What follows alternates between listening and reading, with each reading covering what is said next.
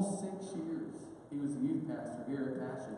So he knows, or same church, but he knows what ministry is here in West Springfield. So it's going to be great to hear from him, and I know that he said that his wife and kids may be able to come next service. But Josh, come on up.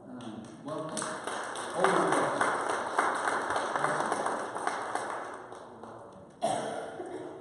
Well, good morning.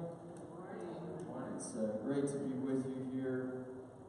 806 North 4th Avenue always has a special place in my heart. I don't know how many times in my life I've written that address, but it's a great place, and I just want to say thank you so much to your pastors, to Pastor Bill and Lisa. Thank you guys for this opportunity. And as a church, this church has supported us from the very beginning since we've been missionaries, and about 10 years ago. And so thank you for this opportunity to share.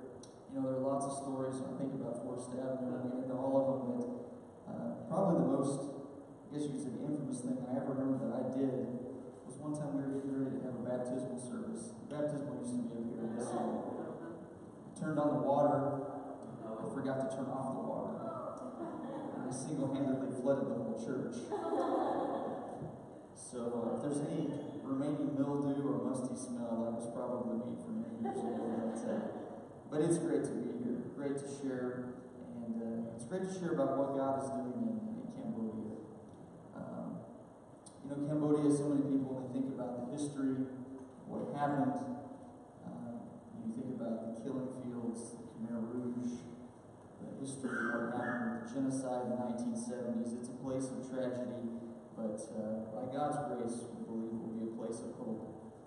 A great thing to happen now, but also in the future. So pray with us as we get ready to go back for our next term. And I would just encourage you, before you leave, stop by our table out here, pick up a prayer card, pray for our family. We'll be heading back probably in mid-July, it looks like, for our next 3-year assignment. But we're excited. I'm excited to be here this morning. If you have your Bibles, you open with me to Romans chapter 1.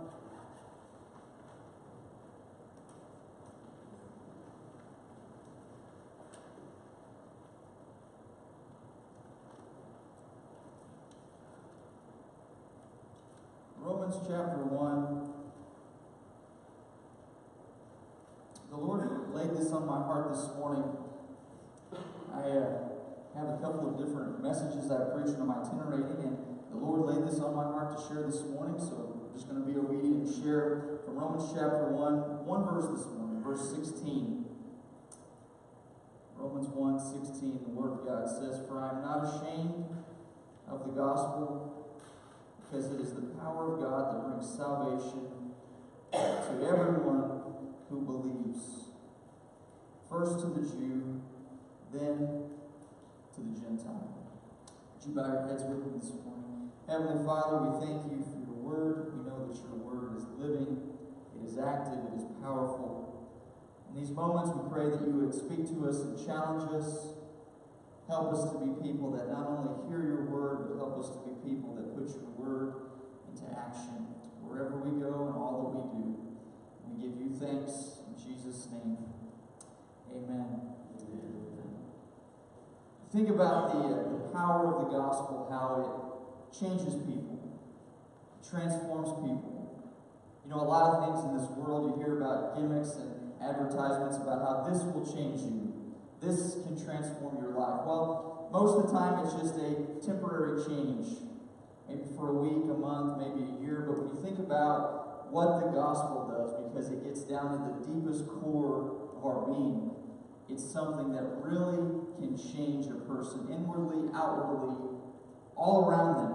And it's something that happens, that carries them into action, so that then they become a person of action, telling others about their change, and then others can be changed. I mean, it is something that transforms people, groups, cultures. It can change and transform the whole world. That's the power of the gospel. And this morning I want to share a story about one of our Bible school students at Cambodia Bible Institute, our HE school in Phnom Penh, of how he was transformed by the gospel and how now he's making a difference in sharing the gospel so that others will be transformed. A young man by the name of Sophia. Guys, if you have his picture, there's Sophia. Sophia grew up in Kampong province, a couple hours north of where we live.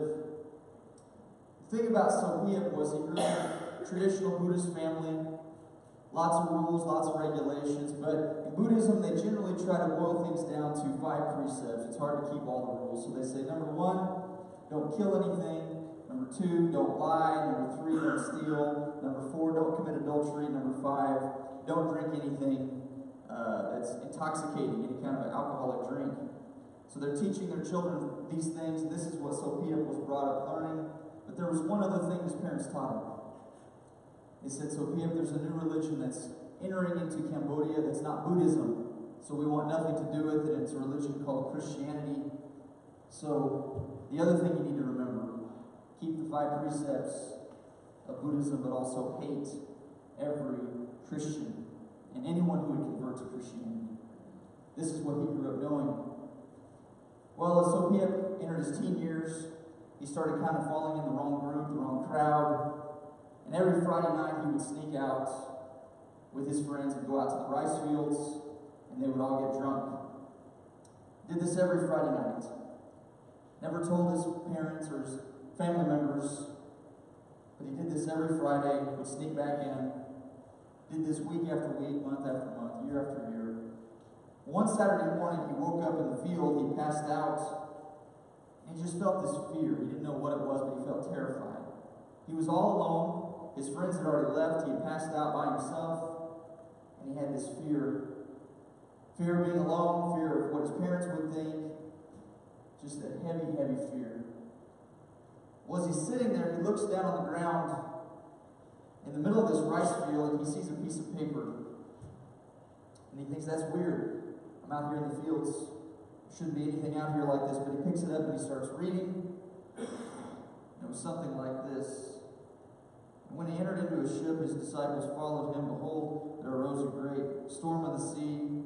The disciples came to him and awoke him, saying, Lord, save us, we perish. And he started reading something that was actually part of a gospel tract that had been torn and just left in this field. And he started reading it, and he realized, wait a minute, this is about Christians, the ones that my parents told me to hate and stay away. He started to crumple it up and throw it away, but there was something that wouldn't let him do that. He took it out and he read it again and again and again. And his fear started to go away. He started to feel peace. He went back home, he snuck back into his house so no one would find him. The next week his friends came around on Friday night, same thing. Sophia, it's time to go out to the fields. You know the routine. He said, tonight I'm not going out. I just don't feel like I should. So his friends went on without him.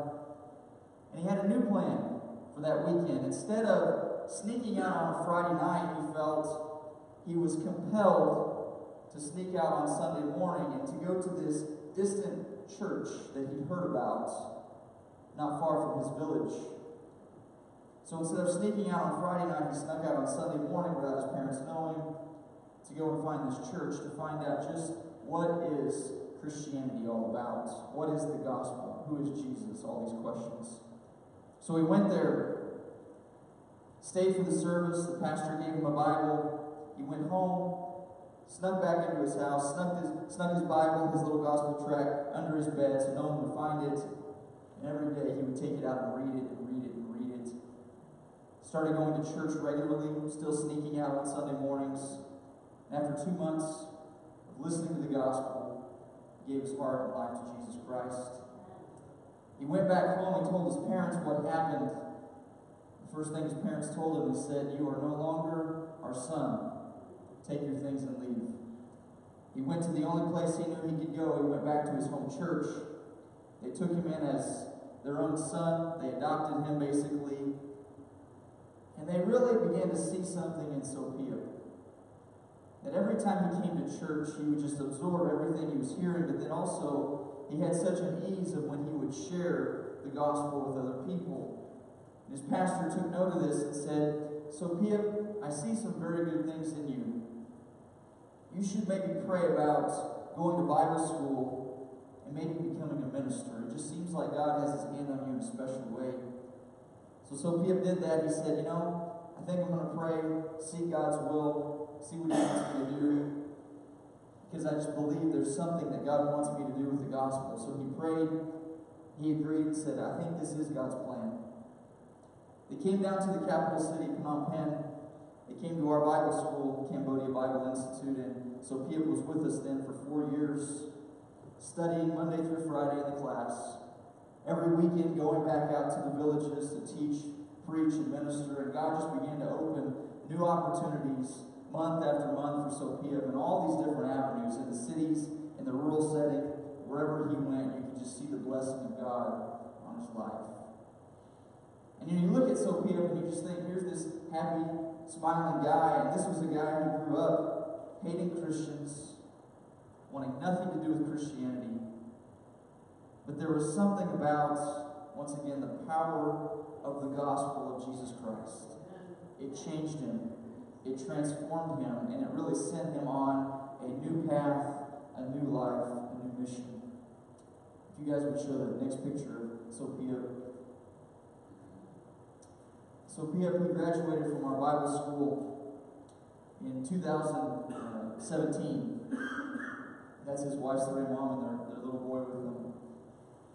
And I follow him on Facebook, and the opportunities that God is opening for this young man, it's incredible. Places in the cities, places in the rural settings. And it's all about transformation because of the power of the gospel. And if there's one thing I think we need around the world, not just in Cambodia, how many know in America we need transformation? We need to see the power of the gospel just go into hearts and homes and families and lives, because it can, and it can bring transformation. I think of here in West Springfield, a place that's very close to my heart. I appreciate this church and all it's doing. And I appreciate the opportunities that God opens for us. But I believe that God is still doing more and wants to do more through the power of the gospel to transform lives, to change people. And folks, it starts here. This is where it starts. And my prayer this morning, as we just think about what Paul says here about not being ashamed, realizing what the power of the gospel is and how it brings salvation to people, can change a man who hated Christians, can change people in West Springfield. And folks, from that point on, it can launch us to new places, new opportunities, things that we can't even begin to dream and imagine, because it's powerful. It's something that transforms. Would you bow your hearts and heads with me this morning? Lord, we thank you for the power of the gospel. We thank you for how it changes, how it transforms. Thank you for living testimonies like Sophia, how you worked in his life in a dynamic way, and how you're using him. And I thank you, God, for this church. Lord, just its name alone, passion, that it has a passion to reach people, has the desire to minister the gospel so that people can be transformed. And Lord, today, I just pray that you would burden our hearts once again, reminding us about the power of the gospel that changes people, about salvation for people, about not being ashamed, just as Paul said. Help us this day as we think about these things. And Lord, I just pray that you would also just set us into action for your course and for your purposes. We thank you, God, for the power of the gospel and how you will use us as we share the gospel. We give you all the glory and praise in Jesus' name. And all God's people said, Amen.